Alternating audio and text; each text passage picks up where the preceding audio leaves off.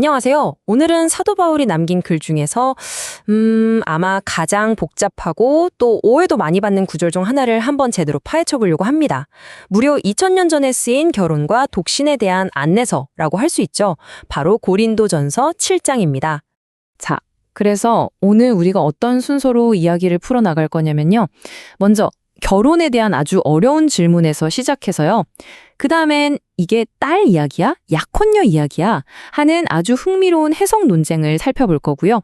그리고 이걸 바탕으로 한 바울의 아주 놀라운 결론, 또 과부의 자유는 뭔지, 그리고 마지막으로 이 모든 게 오늘 우리에게 어떤 의미가 있는지까지 한번 차근차근 따라가 보겠습니다.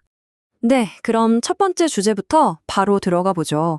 이게 진짜 신기한 게 뭐냐면요.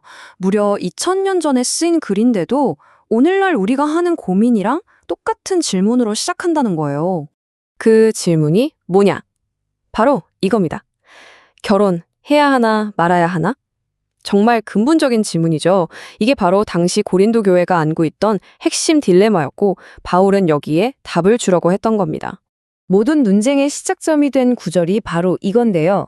개역개정 성경으로 한번 볼게요. 만일 누가 생각할 때 필요가 있거든 원하는 대로 하라. 자, 여기 보시면 만일, 필요가 있거든 같은 표현들이 있죠. 바로 이 조건적인 뉘앙스 때문에 해석이 정말 여러 갈래로 나뉘게 된 겁니다.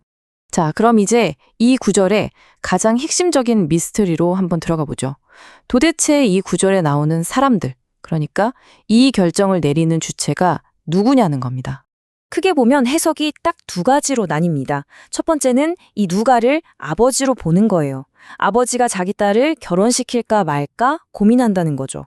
고대의 가부장적인 문화를 생각하면 충분히 가능한 해석이고요. 두 번째는 이 남자를 그냥 약혼한 남자로 보는 겁니다. 이 남자가 자기 약혼녀랑 결혼을 할지 말지 결정한다는 거죠. 7장 전체가 개인의 선택을 강조하니까 이것도 아주 설득력이 있습니다. 아니, 왜 이렇게 해석이 갈리는 걸까요? 그 중심에는 바로 파르테노스라는 헬라어 단어가 있습니다.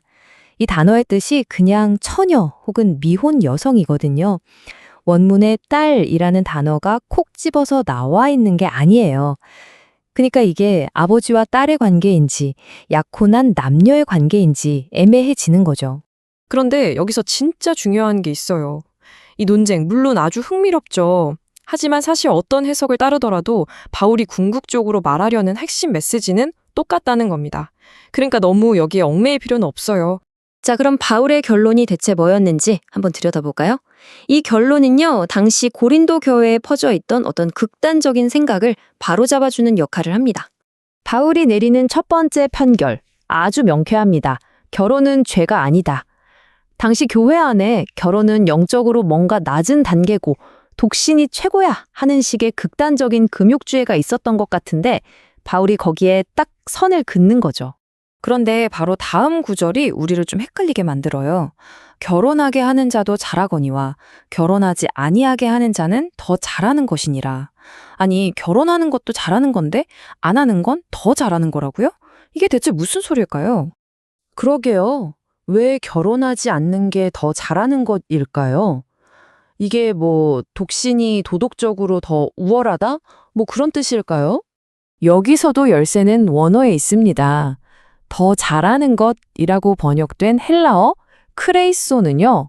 도덕적으로 더 낫다는 뜻이 아니에요. 그보다는 더 유용하다, 더 이롭다 같은 아주 실용적인 의미의 단어입니다. 그러니까 바울이 독신이 더 이롭다고 말한 데는 아주 현실적인 이유들이 있었던 거예요. 예를 들면 곧 닥쳐올 임박한 환란이 있었고요. 또 결혼하면 아무래도 세상적인 염려가 많아지잖아요.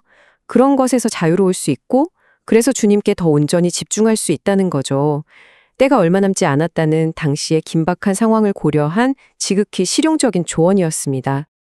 자, 그리고 바울은 이 논리를 그대로 가져와서 교회의 또 다른 그룹, 바로 과부들에게도 동일하게 적용합니다. 아주 일관성이 있죠.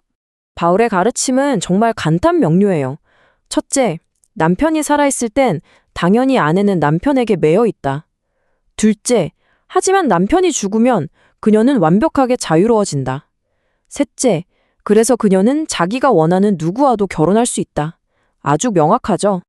그런데 이 완전한 자유에 딱 한 가지 중요한 조건이 붙습니다. 바로 주 안에서만 할 것이니라. 이 짧은 구절이 모든 자유의 방향을 딱 정해주는 거죠. 그럼 주 안에서만이라는 게 무슨 뜻일까요? 이건 보편적으로 같은 믿음을 가진 사람, 즉 그리스도인과 결혼해야 한다는 뜻으로 받아들여집니다. 왜냐하면 결혼은 단순히 두 사람이 만나는 걸 넘어서 함께 신앙의 길을 걸어가는 여정이니까요. 그리고 이 주제를 마무리하면서 바울은 자기 의견을 덧붙이는데요. 과부도 마찬가지로 앞에서 말했던 그런 실용적인 이유들 때문에 그냥 그대로 지내는 것이 더욱 복이 있으리로다 라고 말합니다. 주님께 더 집중할 수 있으니까요. 똑같은 논리죠. 자, 그럼 지금까지 살펴본 이 2000년 전의 원리들을 오늘날 우리 삶에는 어떻게 가져올 수 있을까요? 사실 이게 제일 중요한 부분이겠죠? 이 모든 이야기에서 우리가 붙잡아야 할 시대를 초월하는 진리들입니다. 첫째, 결혼은 하나님이 주신 좋은 제도입니다. 둘째, 독신도 마찬가지로 하나님이 주신 좋은 부르심입니다. 어느 한쪽이 영적으로 더 낫거나 못하지 않다는 거죠. 여러분이 지금 어떤 상태에 있던 그 자리가 바로 하나님을 섬기는 무대라는 걸 기억해야 합니다. 그리고 이런 중요한 결정은 주변 사람들 눈치 보면서 할 게 아니라 지혜롭게 내려야 한다는 거고요. 네, 바로 이 숫자 2가 핵심입니다. 바울이 우리에게 보여주는 건 하나님을 기쁘시게 하는 길이 결혼이라는 외길 하나만 있는 게 아니라는 거예요. 결혼과 독신 두 가지 모두 하나님이 인정하시는 유효한 길이라는 강력한 메시지입니다. 결국 궁극적인 목표가 뭐냐는 거죠. 결혼하는 것? 독신으로 사는 것? 아니요. 바울의 모든 조언을 관통하는 핵심은 우리의 상태가 아니라 주님께 대한 헌신입니다. 내가 결혼한 상태이든 독신인 상태이든 그건 중요하지 않아요. 그 자리에서 어떻게 주님을 위해 사느냐가 중요하다는 겁니다. 오늘 이야기를 마무리하면서 여러분 각자에게 이 질문을 한번 던져보고 싶습니다. 여러분의 삶은 지금 어디에 있나요? 결혼한 상태인가요? 아니면 독신인가요? 그리고 더 중요한 질문은 이것입니다. 바로 그 자리에서 지금 당신이 서 있는 그곳에서 어떻게 주님을 섬기시겠습니까?